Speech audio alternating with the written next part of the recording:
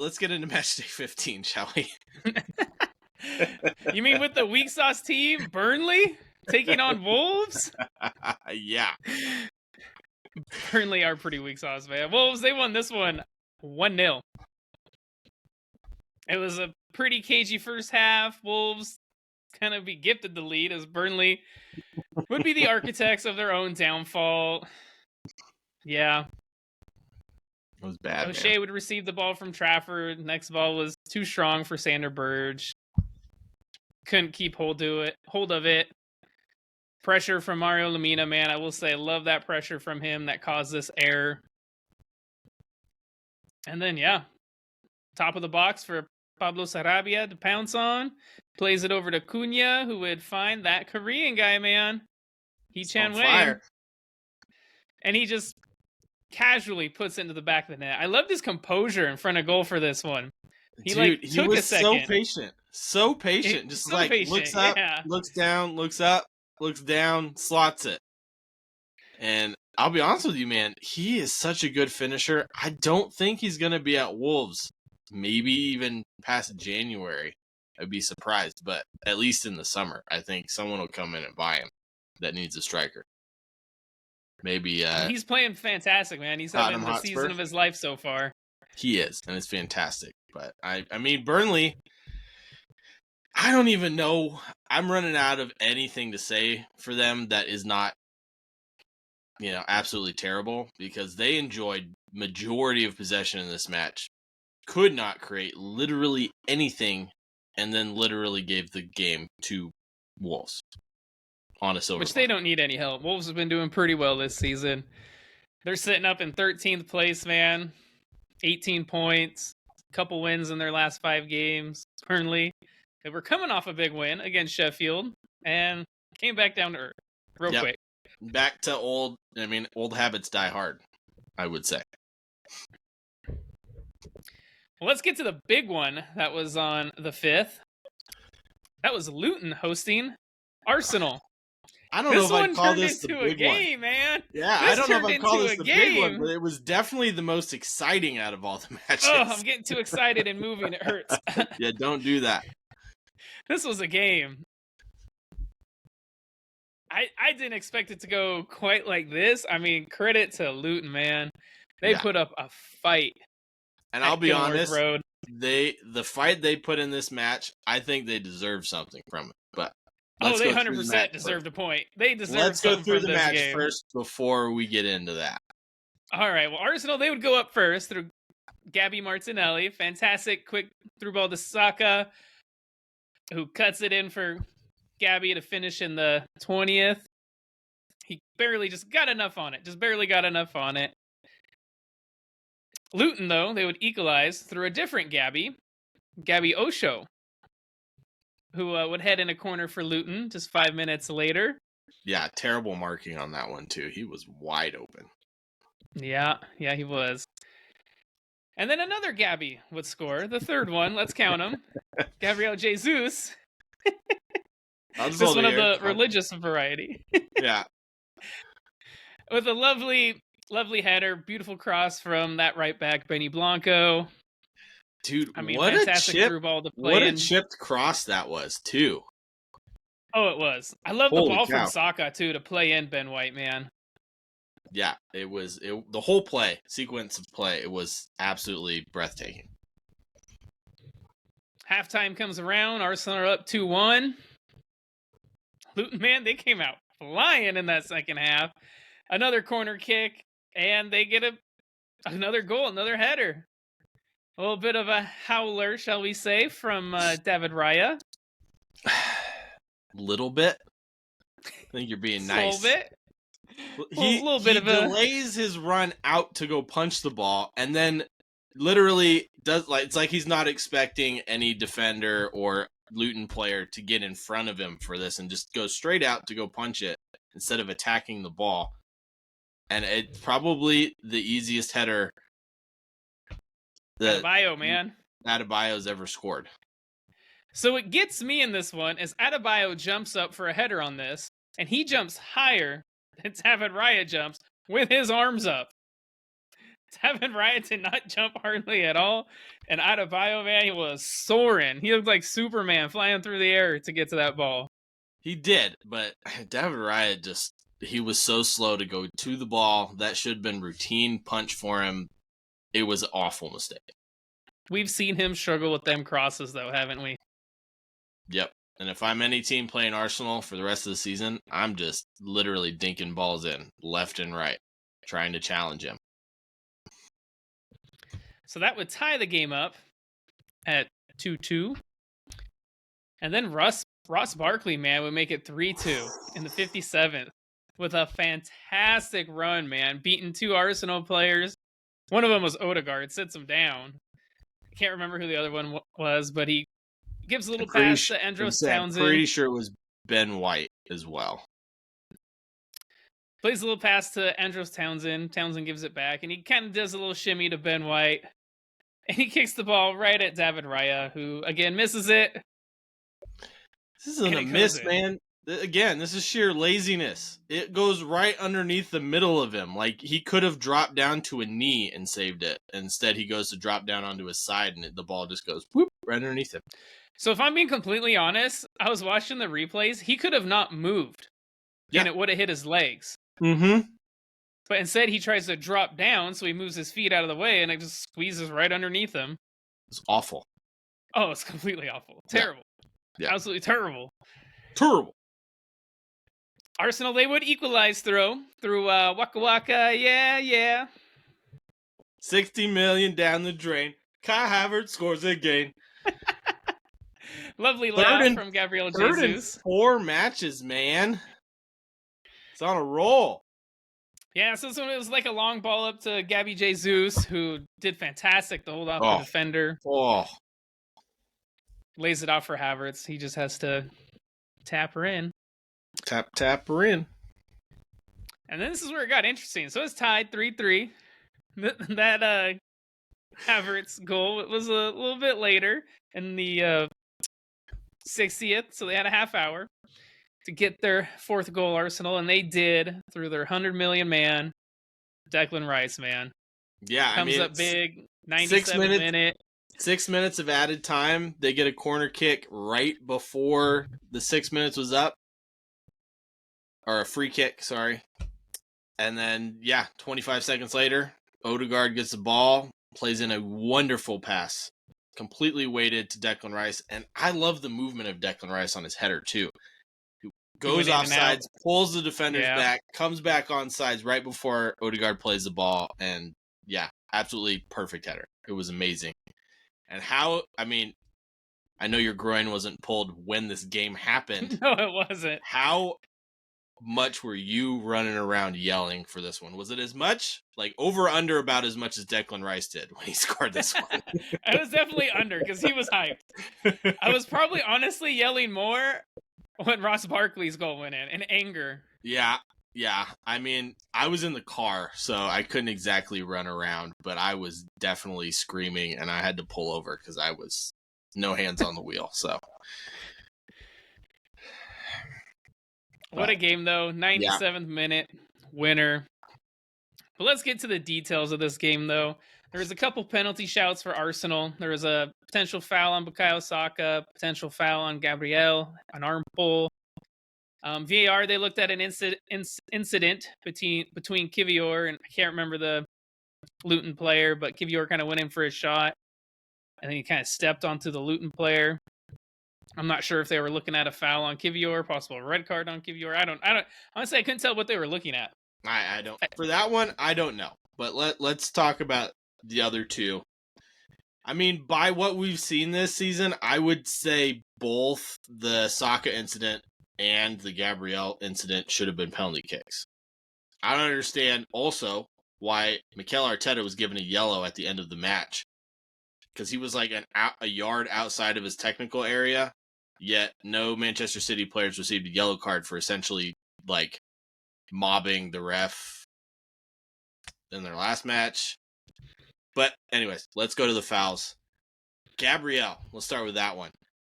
The guy is literally like, I mean, you've seen Tarzan, right? Of course. How he hangs off like branches and vines. Yeah. The Luton defender is literally hanging onto his arm like it's Tarzan on a vine and pulls him backwards. I don't understand. He kind of pulls him forwards. Yeah. So Gabriel can't go backwards to get towards the ball. And he literally is like staring at the ref like, what is going on right now? And so I agree with you on that one. For me, that one is a foul as well, a penalty kick. Because, I mean, he could have potentially got to that ball. He tried to move towards it and couldn't because his arm was pulled in the opposite direction. So I agree. I think that one should have been a foul. The Saka one, though, I don't think was a foul. I agree with you. But the reason why I'm saying it should be a penalty is consistency, right? In VAR, in refereeing. And there is a penalty given for almost the exact same thing later on in this episode. So just remember that, listener.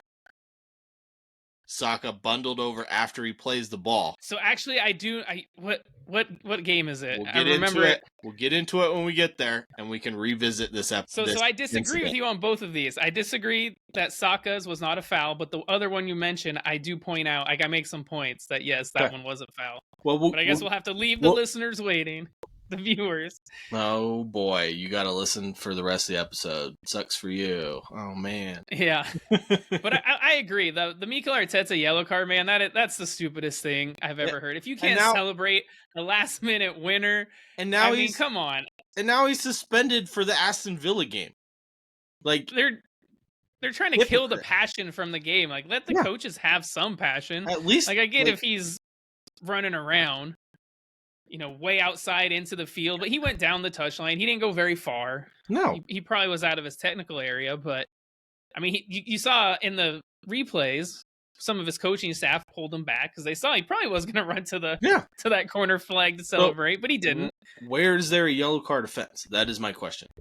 Like, it's completely hypocritical to Mikel Arteta. I mean, I see Jurgen Klopp running onto the field after they score, and he gets nothing. No, he does. And the same with Man City, man. I know you mentioned Man City a couple minutes ago, but Man City was fine. Yes, as a team, no player was got any and yellow that's where cards they did mess up because Haaland and Kovacic definitely touched the referee. They both should have got yellows. Yeah, and I agree. And I'm just saying, I'm not saying I don't know what happened. Mikel Arteta might have said something. I'm just saying it's hypocritical and it's not consistent. And that's all I've been calling for with the referees all season. Is consistency. If you're going to call it one way, call it that way for every single match. Don't be inconsistent. And it was inconsistent. So. But that result, man, it keeps Arsenal top of the table. Luton, they currently find themselves in the relegation zone now. In that 18th place. But man, I got to give credit to Luton. They played so hard. I thought they were going to get a point from it. I honestly did. They deserved it after that, even though a lot of it was Arsenal shooting themselves in the foot. Luton they were stifling Arsenal. They could not get anything. I wouldn't say it was Arsenal shooting themselves in the foot. I would say it was David Raya shooting Arsenal in the foot. Yeah, I will agree with that. But I do want to say, man, how good does Ross Barkley look right now? This is like prime Ross Barkley for Everton he's looking like. Holy cow. I think this was a perfect move for him, honestly, going to Luton, because he went from Chelsea, and then where was he at before Luton? Nice? Yeah. So he was in France, probably, and I remember seeing some stuff about him when he went there. The coach didn't even know what position he played when he showed up, so this wasn't a signing the coach wanted. And I'm glad he came back to England, playing for a team that just came up. He gives them that Premier League experience player for Luton, which is fantastic. Him and Andros Townsend. And that's why I think, honestly, they're the difference makers between them and Sheffield and Burnley. Yeah. No, I agree. And I just wanted to say, I know Gareth Southgate absolutely loved when Ross Barkley was playing for Everton and called him up to the England national team. I'm saying he's given another shout for that. Looks like he has an age. I don't think he's quite there yet. Shout. I'm not saying he's going to make the team. I mean, you look at their midfield, I don't know where he fits in. But he's giving a shout. He's playing fantastic. I just wanted to say that. He deserves all the credit in the world right now. All right. Well, tell me about this last place team. Yeah. Yeah, Sheffield United. They're bad, man. They played Liverpool. And he called it, man. Sheffield United would fire their coach. Is it Higginbottom or Higginbottom? Whatever it is. Yeah. Yeah. They would fire him on Monday. So, or Tuesday morning, one of the two. It was after you right after we recorded our right last after episode. we recorded it, before we aired it. Yeah, and they hired Chris Wilder right afterwards, pretty much within. Yep, former coach. Yeah. So Liverpool would go ahead in the 43rd minute after Virgil van Dijk would find himself wide open on a Trent Alexander-Arnold corner to slot it home. Did you see Trent, though, when he took this corner, man? Talk about cracking the defense. Talk about putting a hole into Sheffield. I'm so happy. Sheffield with their pants down. I mean, I'm so happy I paused right there, man. Did you write that down? Did I just set you up perfectly? Holy crap, man. That is hilarious. So, yeah, if you watch it, man. I did not see that. Trent's ass is hanging out. Like, his full-on ass crack is hanging out as he takes this corner. He even pulls his shirt up a little bit. You could tighten the throw screws. A pencil down that thing. It was hilarious. Straight on plumber. And then Van Dijk has that fantastic finish, but it was a fantastic first time finish. But man, there was nobody within a couple of yards of him. No, there was not. And then the Liverpool would put the match away in extra time of the second half, as Darwin Núñez would win the ball back, play it over the top of the defense to Szoboszlai, who would smash it into the back of the net after a wonderful first touch. Oh, dude, that first touch set himself up. Yeah, he looked cool, calm, collected, like he was not missing. No, not at all. So I got two questions with this. All right. Thoughts on the Núñez tackle? Because I know there's a lot of controversy around it. VAR. I thought it was a fantastic tackle. I did too. I don't know why there was controversy around it. I mean, there's a lot of Sheffield United fans up in arms about it. I mean, I understand. He gets the ball, gets a little piece of the player, but I mean, he majority gets the ball. I mean, I understand the controversy as far as where he was sliding from. He was behind the player, yeah. So but he got all ball. So great tackle for him. If he gets the player, and it's not one of those where he completely went through the player to get to the ball. If he gets the player first, and got a piece of the player. Yeah, but he got the ball. That was a fantastic tackle, I thought. Yeah, fantastic ball over the top too. And second question, yes, it was. How good has Szoboszlai been this season? Holy crap! I think he's repaid Liverpool tenfold for his transfer fee. Honestly, I think so far he'd be in my mid-season team of the season, if I'm being honest, in that midfield. There was a lot of shouts for that position as well. So he's been fantastic for Liverpool, man. I guess we'll have to see, at the turn of the year when we do our mid-season team of the season. Well, we should be doing it here in a couple of weeks after they play that 18th game. Yep, we will.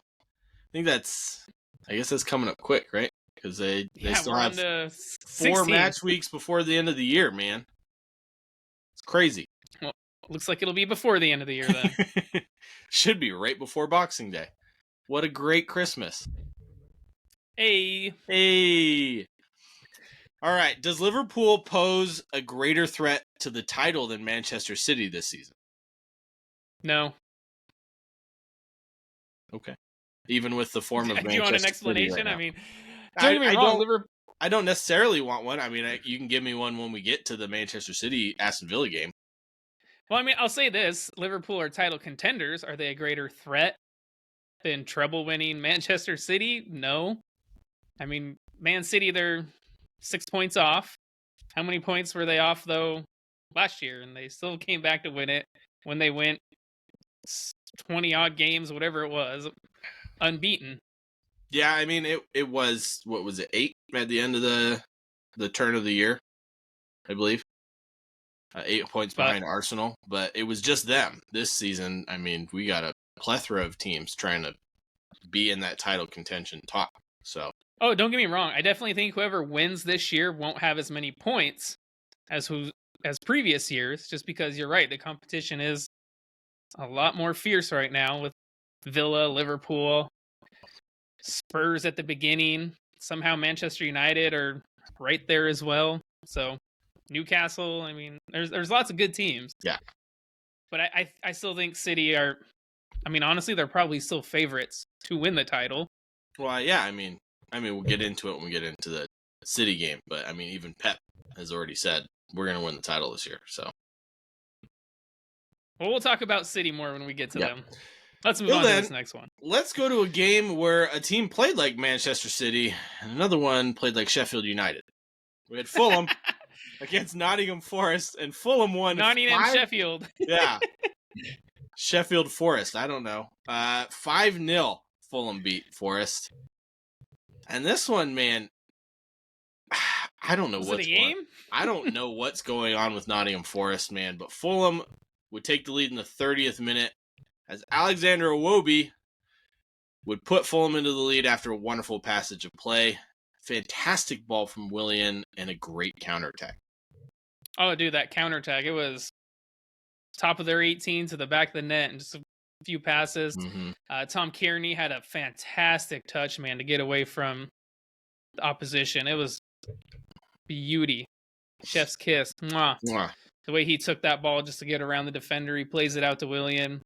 Willian to Iwobi, and bam, there you are. And I will say, Tom Kearney had a fantastic match in this one as well.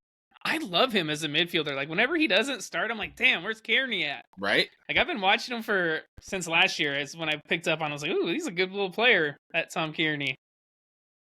Yeah, he's fantastic. And then, speaking of players playing fantastic, Raul Jimenez would find his form in this match as he would get his first in the 34th minute. Yeah, it's good to see Raul Jimenez. He scores a couple in this one. Always kind of rooting for the guy, man. That comeback story, him fracturing his skull. And then, always the same sense. Yeah, being Mexican, always rooting for those Mexican players over there. Yeah, I mean, you got a greater chance than these guys of making it to the World Cup. So why I still support them, I don't know. Anyways, Raul Jimenez would get his second after he would outmuscle the Forest defense, cut it across the keeper, and coolly backheel it into the back of the net in the 54th minute. Cheeky, man. Cheeky. It was so not cool. It was so cool, but not someone you expect to do that. No. It was as cool as the backside of the pillow. Guys, literally, like, keeper's coming out, takes it across him, backheels, is already celebrating before the ball even goes in the net. It's fantastic. But it's so good to see him scoring again. It is. What'd you think? Did you think there was a little foul in there? Like, watching the replays, he definitely has an extended arm on that defender. And, defender just needs to be stronger, or a different day it gets called? I would say different day it gets called. I mean, we saw it, like, because he is the person with the ball. He gets the advantage, I would say, because I thought the Milner challenge last weekend was similar, but Milner did not have the ball. He was not Milner didn't also extend an arm. He did. Milner went body. He bodied him, man. He just ran into Mudryk. He extended an arm across his chest. He ran straight into Mudryk. Quit arguing that PK, man. I said, he had an arm across his chest and ran into him. Jimenez is more like a stiff arm, man. He just puts his arm out and says no. Where you going? Nowhere. Get out of here. Iwobi would also get his second after a cross would find him wide open on the back post, slotted in the 73rd minute. And then Fulham would find their fifth, as this goal pretty much sums up the performance by Nottingham Forest. Sloppy passing at the back would see the ball essentially hit Pereira in the ass. And Fulham would be not quite, but yeah. 3-on-1. And it was coolly finished by Tom Kearney to cap off a wonderful performance from him in the 86th minute. You said it, man. Forrest, sloppy. That was this game for them. Yep. One to forget, and I know why am I blanking on their coach's name right now? Steve Cooper? Thank you. He apologized to the fans after the match and in all of his interviews. So he said that one's on him. He doesn't know why the fans applauded them after the match, but that's what you need from your fans, right? That's 4 losses in a row for Forest, though. You know, we talked about Steve Cooper the last episode. He might be that next manager in the hot seat. There's a couple, man, and he's definitely among them. And I know watching the match and the post-game coverage, they were definitely bringing up that point. Is he going to be the next one to go? And is it time for Forrest to move on from him? I think it's too soon, isn't it? I do too. I mean, and it seemed like last year the board really stuck with him, and it paid off for him last year because they were in the thick of it till February, March. Yeah. In that relegation fight, and they went on a good run. So I you know, he's got a lot of injuries. I mean, when you see Origi starting, man, it doesn't inspire much hope. You know something's wrong, yeah. So maybe give him a little bit of leeway. But again, they're not in the relegation, but if they get honestly much closer, I would start considering letting him go. Well, I mean, they're edging closer and closer. They're in 16th now. Everton's creeping up there as well. If Luton picks up some results. They have a couple winnable games coming up. They got Wolves, winnable. Tottenham, that could be difficult. But then they got Bournemouth. Yeah. I mean, Newcastle, Forest. Their form United. Their away form seems to be night and day difference from their home form right now. Oh, so 100%, man. They do play so much better at home. They do play a injured and reeling Tottenham side at home. So could they get a point there? It's possible, but if they keep playing the way they're playing, there's no chance in hell. Speaking of teams bouncing back and teams playing like absolute garbage, we had Crystal Palace against Bournemouth. Bournemouth won this one 2-0. Crystal Palace, man, they're reeling right now. They have not won. I guess they've won 1 in their last 5. 3 losses. But the Cherries would find the lead in 25th minute after Sinistero would flick on a corner at the near post for Senesi to finish. Senesi, the defender, yeah. Yeah. And then they get the second one right at the end, header by Kiefer Moore. Beautiful ball from Solanke. And Iriola ball is looking pretty good right now for Bournemouth. Took a few games to get it going. Yeah. Quite a bit. But now they've won 3 in their last 4.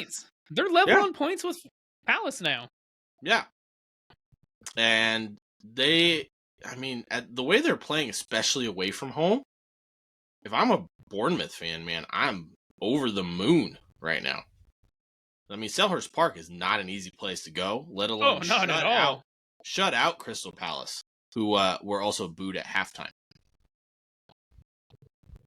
Says a lot. Yeah, I mean, they got 1 win in their last 8 matches, and that 1 win was against Burnley. So it says a lot for you. Roy Hodgson, after the match, was essentially saying it's their own fault, but like they need the fans behind him.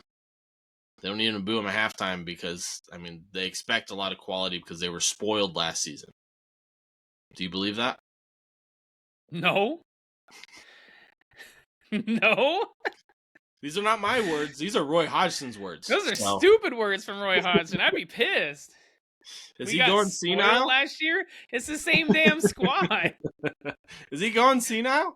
I mean, they have had injuries to their best 2 players this season. They have, but I mean, Michael Lise was still in there. I mean, who's their newest player? Jefferson Lerma, who played for Bournemouth. I hadn't played like he had played for Bournemouth. He did. I think he hit the post or something. He had one little highlight. But nah, man, I'd be pissed. Like, play better football. That's what I would say as a fan. Yeah. Maybe I'm a snob. I don't know. I agree with their fans, man. I do. I don't know. When I see shit football, it makes me not want to applaud it.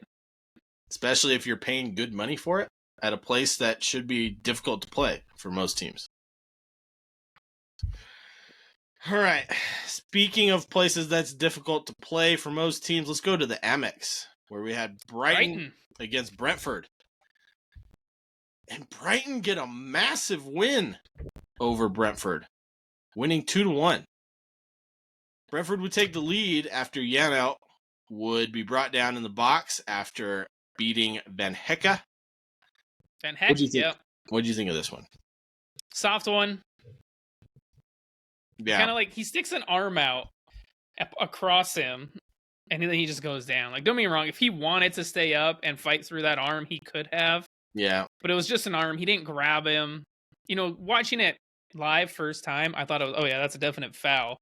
But then they showed the angle from the front where he doesn't grab him. It's just an arm. Yeah. Across the shoulder, yeah. And he goes down pretty softly. Brian Mbeumo would step up and put away the penalty kick. Either way. Pascal Gross would level the match with a wonderful knuckling strike into the bottom corner from outside of the box in the 31st minute. Dude, does he get all of that ball? Holy cow. That thing doesn't go more than, a foot, like maybe 18 inches off the ground. And that thing is knuckling the whole way into that bottom corner. Beautiful finish. Whew. Brian Mbeumo would come off injured in the 35th minute after a nasty injury to his ankle. Yeah, he kind of rolls it. Yeah, he's tracking back on defense, gets like part of the attacker's ankle, and then lands on the side of his. Dude, I'm not gonna lie. One of those. I watched it once, and I did not watch it again. It's not that bad. I mean, we've all done it. Your ankle just rolls over. I'm a little squeamish when it comes to those things. I'll be honest with you, because I've done it enough times myself. I just remember the pain of that, and man, does that hurt. Probably pulled some ligaments in his ankle. He might be out for a couple of weeks. What does that mean for Brentford, though? They lose Brian Mbeumo. Yeah, I mean, they don't get Ivan Toney back until the middle of January. I think this is a huge blow for them, especially with the form they're in right now. Not in the best. They got 2 wins out of their last 5, but yeah, they're sitting bottom half of the table, 11th place. Yeah. This result would have been a lot for them. They would have gone above Chelsea. But they would have been. They didn't. Fun fact. Yeah. If Everton weren't deducted those 10 points, they would be above Chelsea. Stop stealing my talking points. We haven't got to that game yet. Just saying. There's a couple of talking points around those things we'll get to a little bit later. Sorry. Not jumping the gun. Brentford would have a ball cleared off the line in the 51st minute, and then Brighton would take the lead in the 52nd minute after a wonderful ball across by Pascal Gross would find Hinshelwood, and he would rise above the Brentford defense and head the ball in at the far post. And he was the one who cleared it off the line, so he goes 1 minute clearing a ball off the line. Coast to coast. Goes back to the other end, scores a goal. Beautiful ball from Pascal Gross. Man of the match for me was Gross. I mean, we were talking, what was that, a couple weeks ago about, who is the best player this season on each team. I think Pascal Gross, I think it was our player last season that we picked for them. He might be close to the top this season. Him, Matoma. I really like Solly Marsh. Billy Gilmore also. I love too, Billy Gilmore. But, I mean, Lewis Dunk. Yeah. Lewis Dunk, man. Yeah. Or is it Dan Byrne? Yeah. I always get them mixed up, man. Big, lanky, tall. Right. Some bitches. And both can play ball. Which makes it even more confusing. Ball. Yeah. All right. Some controversy at the end of the match. As Jan Visa would have... Essentially, he slapped Billy Gilmore. So what happened was Billy Gilmore had the ball, and Jan Visa wanted, after a foul, and he wanted to take the free kick. Get the ball Visa, quickly. Bitch. Yeah.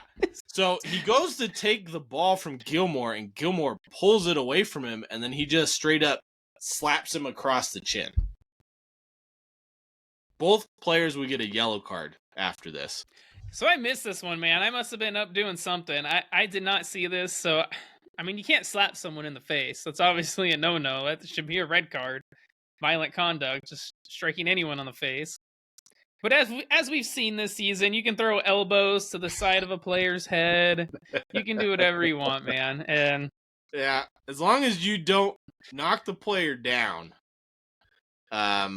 or at least as long as you don't see like ripples in the side of their face, apparently it's not a red card.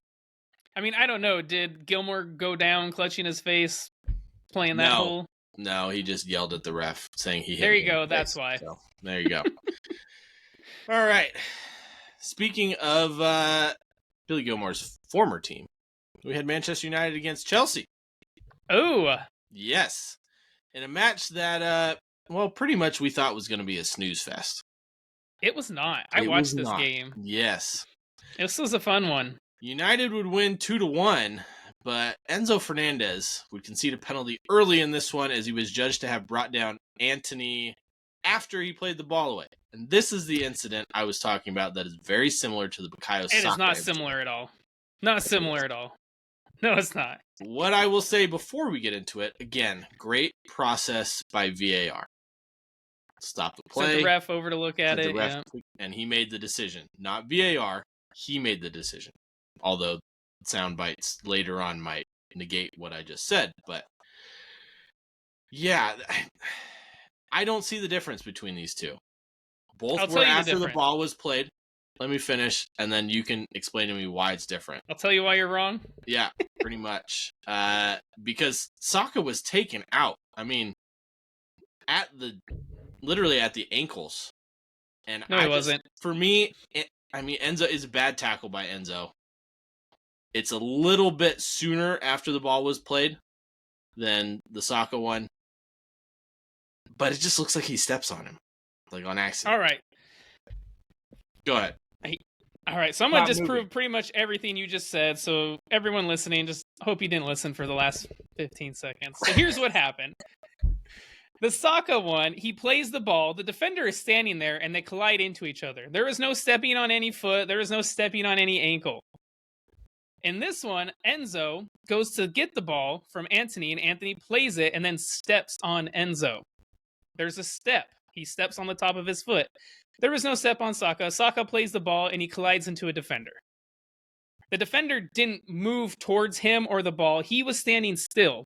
I disagree with that point. The Luton player was standing. He went to step in front of him, and then he stops, and Saka runs into him after he plays the ball. It's not like he lunged out or tried to get Saka.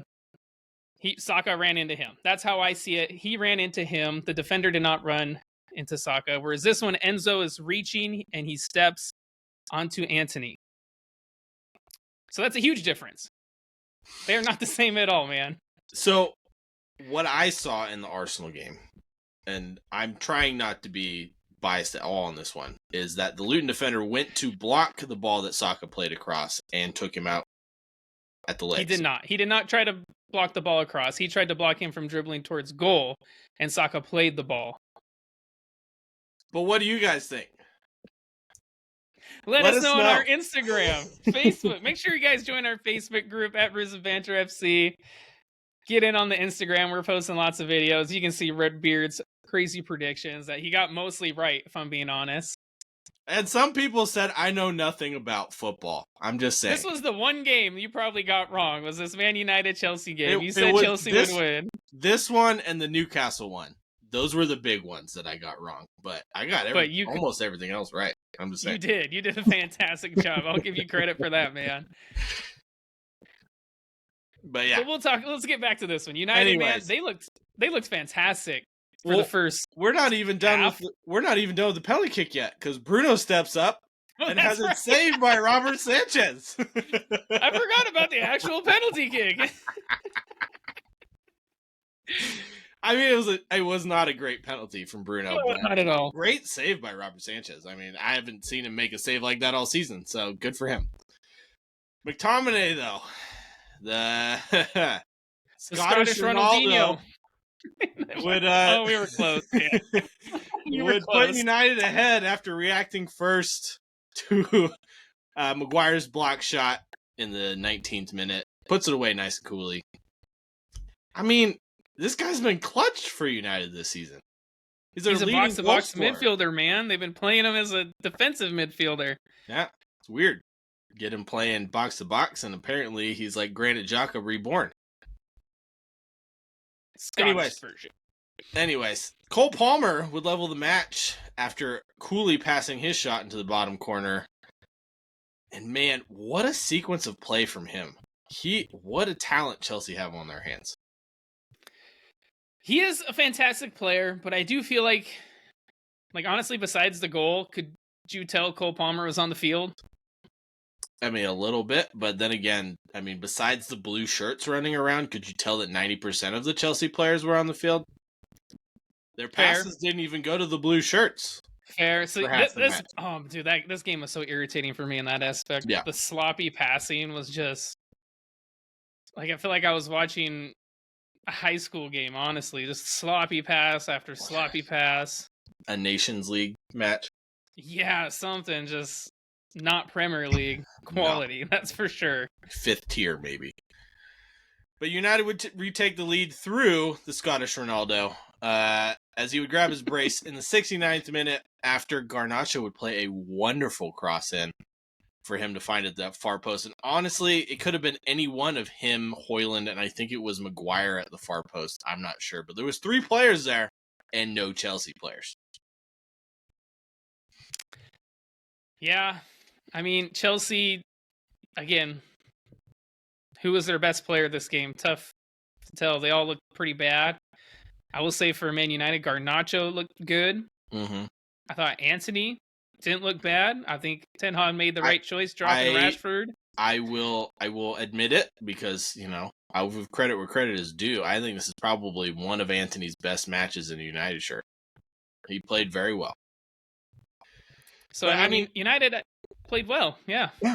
Yeah, I mean, this match summed up both teams this season, didn't it? I mean, United had some great individual performances. I will say this is probably the best I've seen them play all season, although Chelsea probably made them look better than they actually were in this match.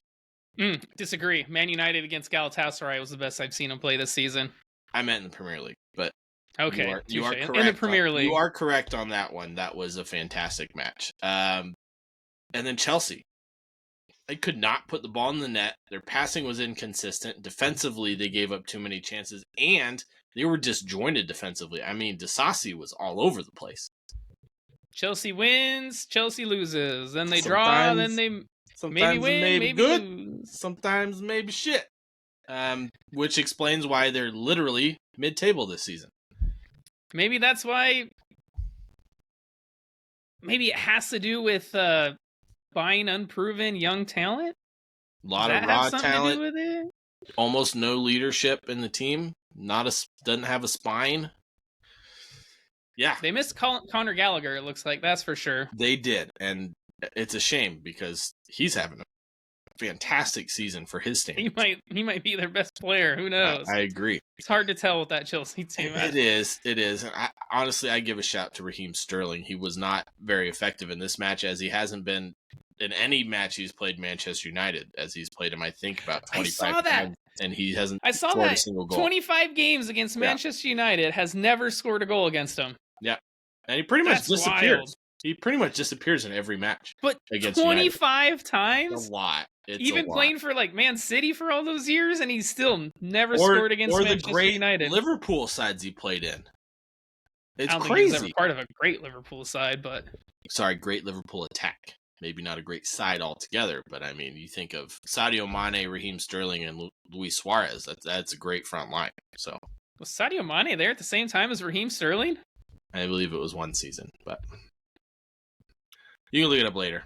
Someone fact check him. Yeah, someone fact check me. Anyways, speaking of former Raheem Sterling sides, let's get into the big match, man. Aston Villa, Manchester City at Villa Park. 2 different performances in this one. Probably the best I've ever seen Villa play, and maybe the worst I've ever seen Manchester City, as Villa would win this one 1-0, and your boy would get his pick right. You did, man. I gotta give you that shout out. You picked Villa, and honestly, Villa outplayed City 100%. 100%. If Arsenal they out-Man City'd Man City is what Villa did.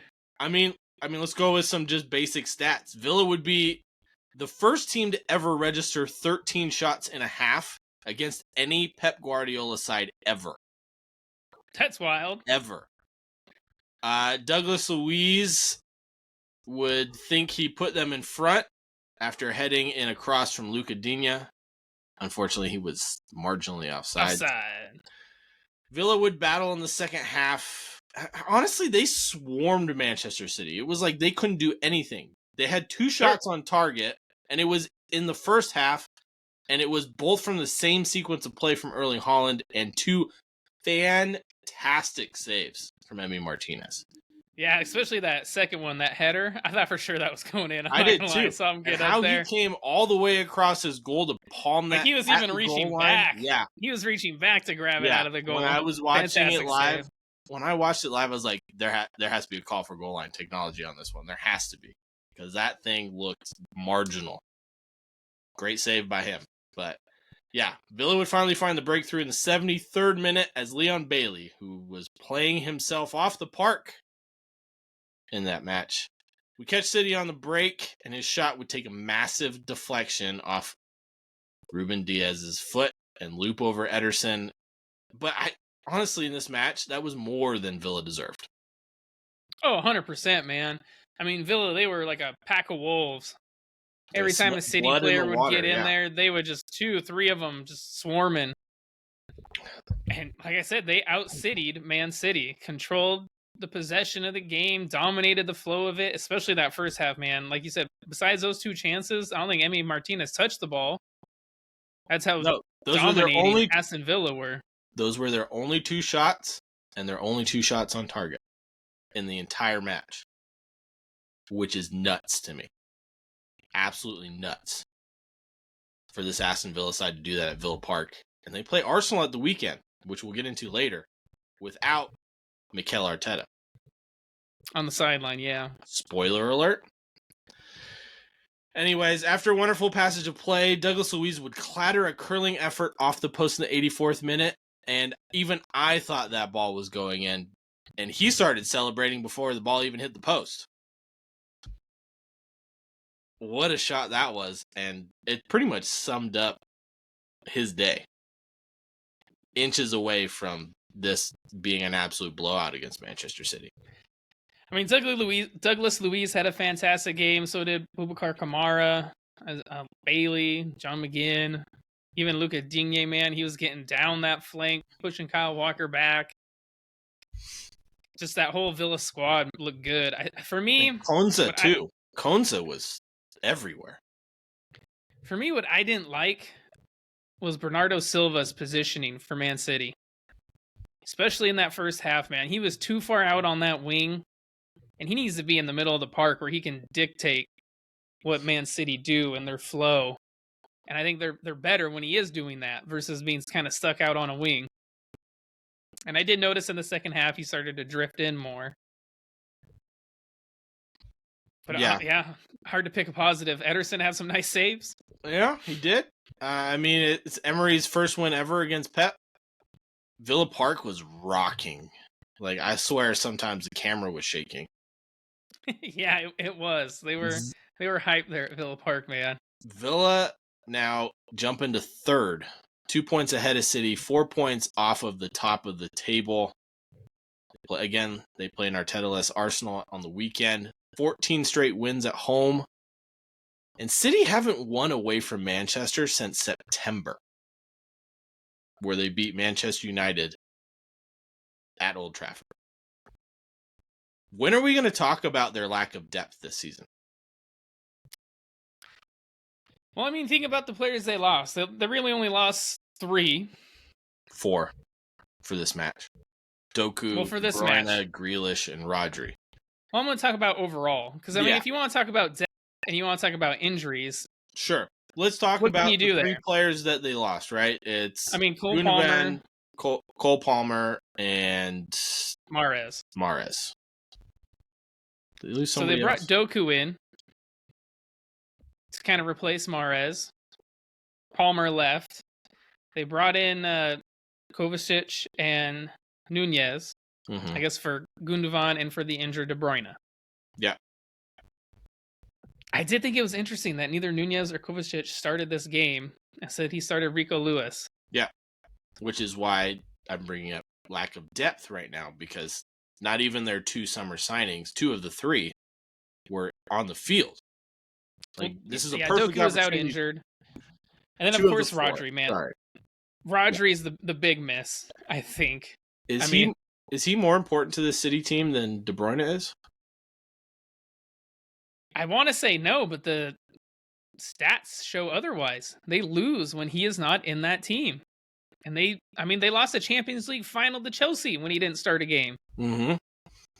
Reminds me of when Fernandinho didn't play for them before they signed Rodri. Same scenario. When they don't have that defensive midfielder who wins the ball and plays it upfield immediately, they struggle. Is that a Pep Guardiola 100%. Problem? Is it the way he plays, relying too much on that defensive midfielder and then not having a solid backup for him? I mean, their backup is Calvin Phillips, who... Or apparently Rico Lewis, who is not a defensive mid.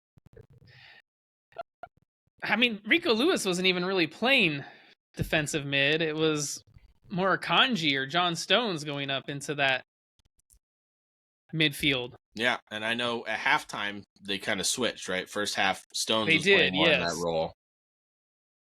But yeah, it's crazy to me that City now, I mean, they've got one win in their last 5. They've allowed bunch of draws in there, yeah. They've allowed 9 goals in 4 games.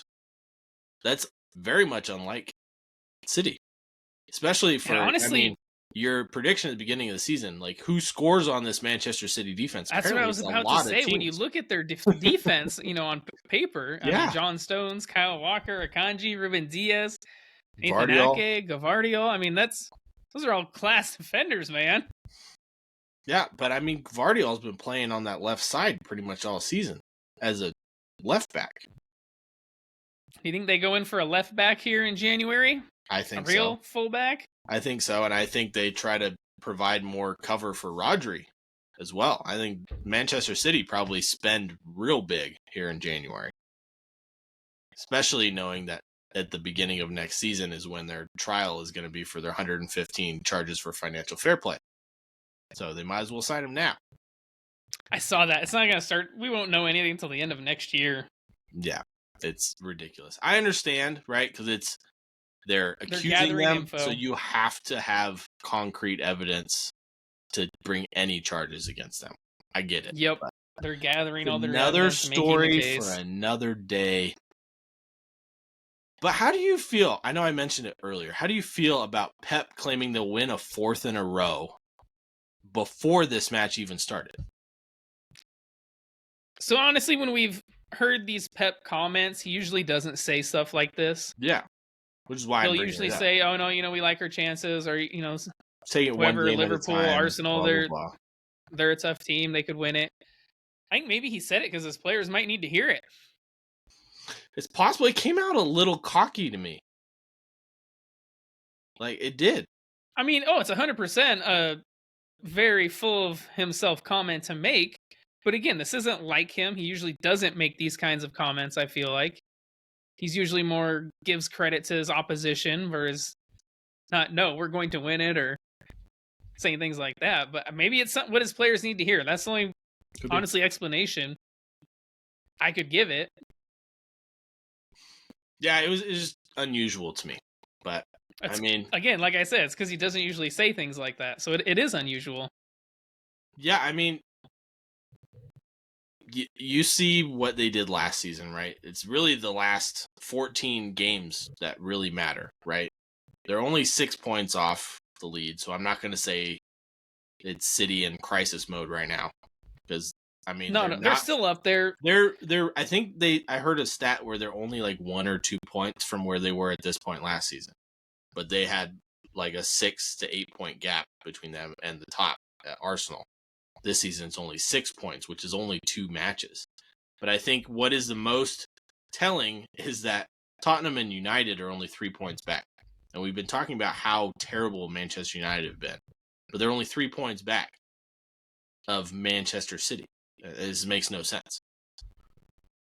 I did post you did Instagram reel about that. So again, maybe make sure you guys are following us on all the socials. Check out the Red Bubble. Get a mug like Redbeard's drinking. Get that Brews and Banter merch. And, maybe try a beer like I'm drinking it. The more I drink of it, the better it tastes. Anyways, I picked this one.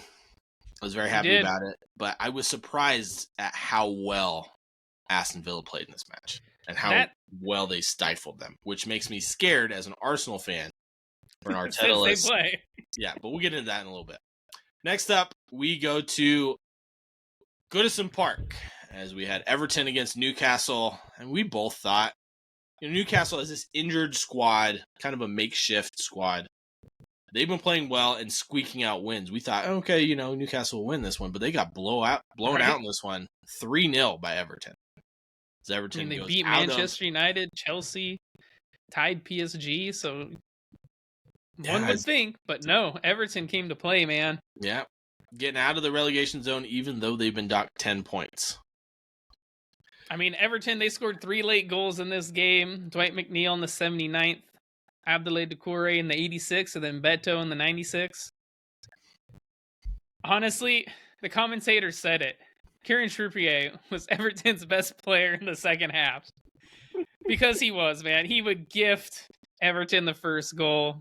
Dwight McNeil would have a fantastic strike. What a strike. And he would also gift the second goal. Just gets caught on the ball and terrible. And the Beto goal was kind of a long ball up to him. This has to be the worst match I've seen Kieran Trippier play in a Newcastle shirt. By far. They gave away 2 goals, man. Yeah. It was. And honestly, Everton had chances. Dominic Calvert-Lewin had a couple chances that he should have scored. How about the header from 3 yards away that he skied over? I was thinking more the one on his chest that he tries to volley and just there you go. skies it over. I mean, that just explains a lot for you, right? Like 2 simple chances inside the 6, and he puts them both over. But I think Everton deserved the victory in this one. Newcastle were second best all match, and Newcastle just looked exhausted and tired this entire match. Just watching the body language of their captain and Kieran Trippier, he looked tired. I'm pretty sure that's the same starting lineup for like the 3rd game in a row. Yeah, and then they have is kids on the bench, barely make any subs. It's crazy the amount of injuries they have. But again, this is what you get. They won a big game on the weekend, get blown out midweek. Yep, you said it, and like you said, they haven't been making many subs. They only made 2 subs in this game. The last game, let's see, they made 2 subs. One was a goalkeeper for the injured Nick Pope. So yeah, not many substitutions. Yeah, and Nick Pope's out for 4 months, so it's not going to help them at all. Shoulder surgery, I saw. Yep. I know they're rumored to be looking to sign David De Gea. And what a signing that would be for them, and what a turnaround that would be for David De Gea. How he doesn't have a club, I don't know. Again, we've said it once, we've said it a million times. I don't get it. So which is the bigger upset? Villa playing the way they did against Man City and winning, or Everton playing against Newcastle the way they did and winning? I definitely think it's Villa, the way they played against Manchester City, because Manchester City they've been on the top of the world for the best team in the world for the last 5 years, maybe more. 10 years. And Villa played them off the park. It was so impressive to me. Like Unai Emery has done wonders. Yeah, he has. That's fantastic. Still impressive that Everton beat a Newcastle side that just beat Manchester United. Maybe undeservedly so, but they destroyed him. All right, well, let's move on to this last game midweek. We had Tottenham hosting West Ham. West Ham would win it 2-1, man. Spurs would score first through Christian Romero header in the 11th, back from his 3-game suspension. Mm-hmm. But it wasn't enough, man. Jared Bowen, James Ward-Prowse would both score in the second half to give West Ham the win. And you called this. West Ham winning. Yeah. What gave it away for you? Why did you pick West Ham? I'm just curious. One is the injuries to Tottenham. Because Van der Ven and Madison, completely different team. But 2, it's just been the way Tottenham have been playing. I mean, they have 0 wins in their last 4 prior. They're on a slide. They have next to no confidence, and West Ham's on the other side of that. See, I don't know if I 3 wins agree in with the no last confidence. 5. They tied Man City and played them very well at the Etihad. They did. But also, I think they pretty much gave everything they had in that match. They have nobody off the bench that's going to make a difference. I mean, we'll get into what I thought about Richarlison's performance later, but that's what I thought. And, honestly, the difference in this match, had nothing to do with the players on the field. It was the way David Moyes changed the tactics at halftime. I mean, in the first half, they were sitting back looking to counter, and then at half, they pushed their defense up the field more and pretty much suffocated Tottenham. Well, they kind of had to because they were down 1-0 at halftime. Mm-hmm. As I mentioned, I mean, Spurs, they dominated that first half. First 25 minutes, West Ham could barely get a kick of the ball. Just before the half, Kudus did have a nice cross to Paqueta for a header, and he put it horribly wide. I don't know how he Terrible missed that. header. He was wide open, didn't even have to jump, and hits it into the ground and wide. I don't even understand how he missed that. Jared Bowen's goal was it was a lucky goal. Kudus takes a shot, it bounces off 2 Spurs players, and Bowen's looking back at Kudus, then he looks forward and he's like, "Oh, the ball's right in front of me," and I'm through on goal, and so he just has to kick it in. And then even James Ward-Prowse goal, I mean, it was lovely build-up play, like you said, on the counter to get going, but even his goal had some luck. It was a terrible back pass from Destiny Udogie, man. So Vicario has to come out as Jared Bowen's coming down on the ball, and Vicario just kind of punches it, slides on his stomach, and punches the ball. It falls to Prowse. He takes his shot. It bounces straight off the post and straight back to him. The old wall pass off the post. It was the old wall pass off the post. He couldn't have missed it if he tried. No, I mean, his post-game interview, he was like, I was more worried about hitting Jared than I was about missing. Understandably so, because Jared Bowen was standing right in the middle of the goal. So a bit of luck, but again, man, West Ham, they suck in it. And you could kind of tell at 1-0 at halftime, for all the domination Spurs had, it was only 1-0. Yeah. And I think a lot of it, too, back to the same scenario as Newcastle. The players just look tired. They give everything in the first half. When it comes to the second half, they're just run out of gas. I will say at least Ange did make more subs. Brought on Brian Gill, like you said, Richarlison. Oliver Skip came on. But they're not a deep squad. That's for sure, and it's starting to show. Even Son had a little bit of an injury there, so we'll see how he's dealing with that. Because if Son goes down, that Spurs team is in trouble. I mean, they're already in trouble, and they will be in lots of trouble if Son goes down. But yeah, I mean, they're out of the title race. Don't get me wrong, I never thought they were in a title race. No, really. Only Spurs fans thought they were in a title race. A top 4 race, sure, I'll give you that. But even now, no, that's going to be difficult for them. I mean, they're in 5th, 3 points off. Yeah, you want to know when Madison, Van de Ven get back and they start clicking again, they could go on another 8-10 game run. Could, but you want to know why? I did also post an Instagram reel about why Spurs were not in a title race. Yeah, make sure you're following us. And to back up your reel that is on Instagram and Facebook. Spurs are winless in the last 5. I mean, their last win was against Crystal Palace in October, but it's Matchday 8. Spurs were in first place. It's Matchday 16, which is this weekend. If they lose to Newcastle and West Ham wins by 3, they're in 9th place. All right. 9th place. They're the first club in Premier League history to fail to win 5 consecutive games, despite going up 1-0 in each match. So I did see that was the thing. They're going up in these games, and then teams are coming back and losing. Like you mentioned, this West Ham game. The game before that against City, they went up first. Against Villa, they went up first. Against Wolves, they went up first. Against Spurs, they went up first. I mean, I'll explain it to you. That's a terrible record to have, man. As simple as there's 3 certains in life, my friend. Death, taxes, and Tottenham doing Spursy things. Like those are the 3 absolutes in life. And and honestly, then we go back to Richarlison. I don't think he's going to be at Tottenham much longer. You see Ange's face when he keeps missing these golden opportunities to score. He did have a header that he probably should have done a little bit better with. It was a difficult one.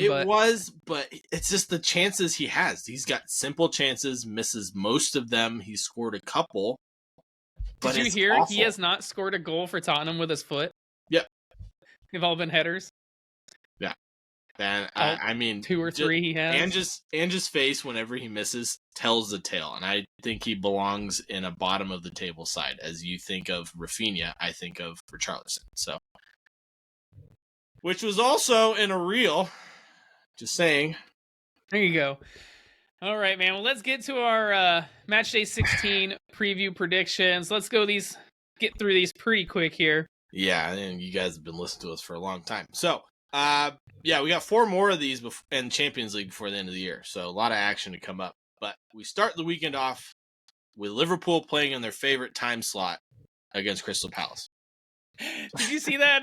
There was like an interviewer asked Klopp that, and Klopp just was not having it, man. He's got no sense of humor, man. If I'm the host, I'm saying the same thing. He was not having that. It was funny. But yeah, Palace hosting Liverpool at Selhurst Park. Who you got? Liverpool. Palace haven't won. I mean, they won 1 in their last 8, and it was against Burnley. Palace are playing like shit. I'm going for Liverpool. You got Wolves hosting Nottingham Forest. Nottingham Forest, same deal. They're playing like shit right now, especially away from home. Wolves. Going with Wolves, yep. Here you go.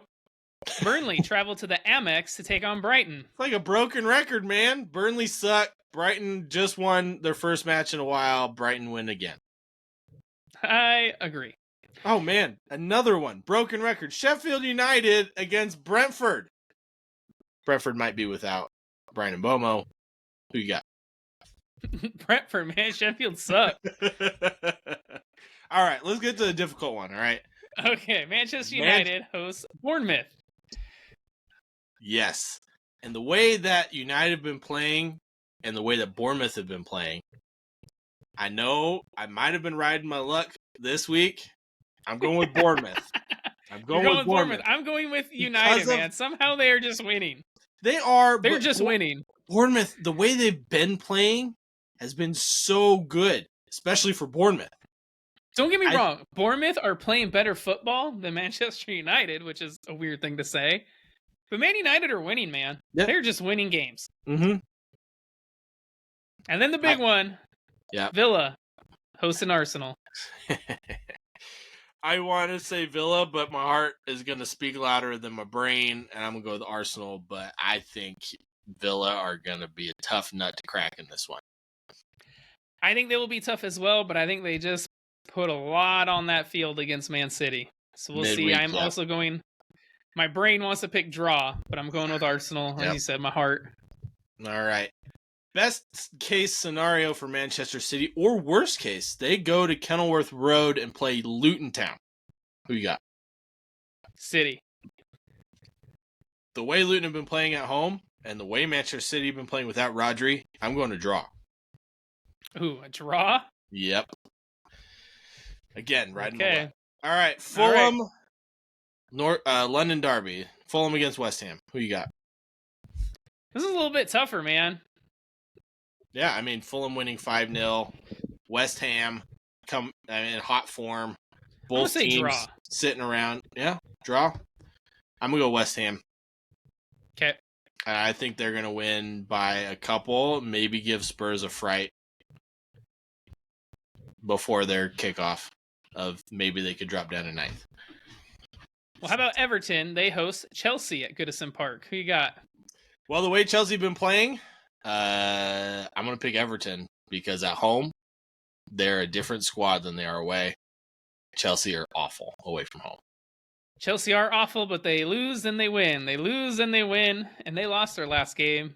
So they're going to win this one, I think. I think a draw is probably better because they've gone win, draw, loss. Probably. Win, loss. Probably is going to be a draw, and we'll both be wrong. And then the big one to end it all. Tottenham against Newcastle. 2 tired and injured squads. Who you got? I'm going to go draw. All right. I don't know. This is going to be a tough one. It's at Tottenham Hotspur Stadium.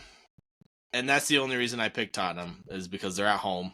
Newcastle coming off, seeing their away form in the Premier League right now with nobody coming back for what seems like forever. They're tired. They just played today. They're both tired. They are both tired. Played on Thursday. They're going to play on Sunday again.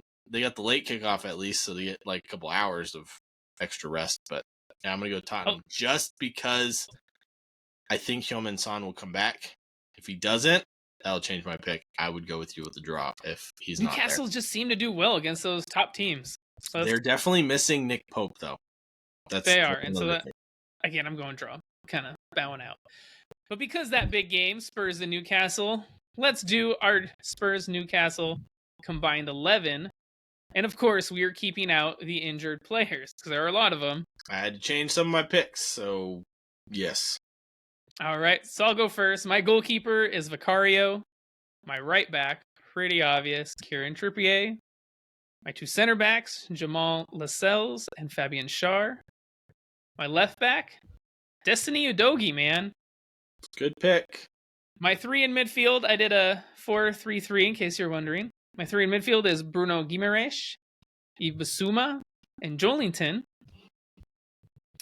Then my 3 up top on the right, I have Brennan Johnson. On the left, Anthony Gordon.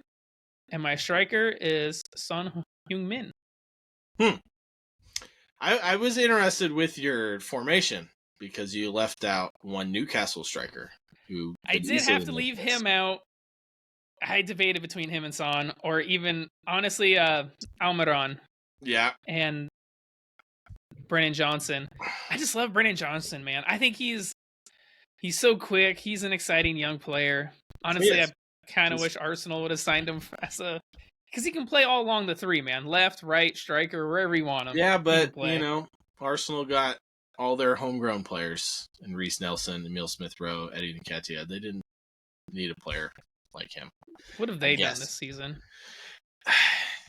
Exactly my point. All right. Nothing. I went 4-4-2. Okay, 4-4-2. So I'm guessing you got both those strikers in. I do.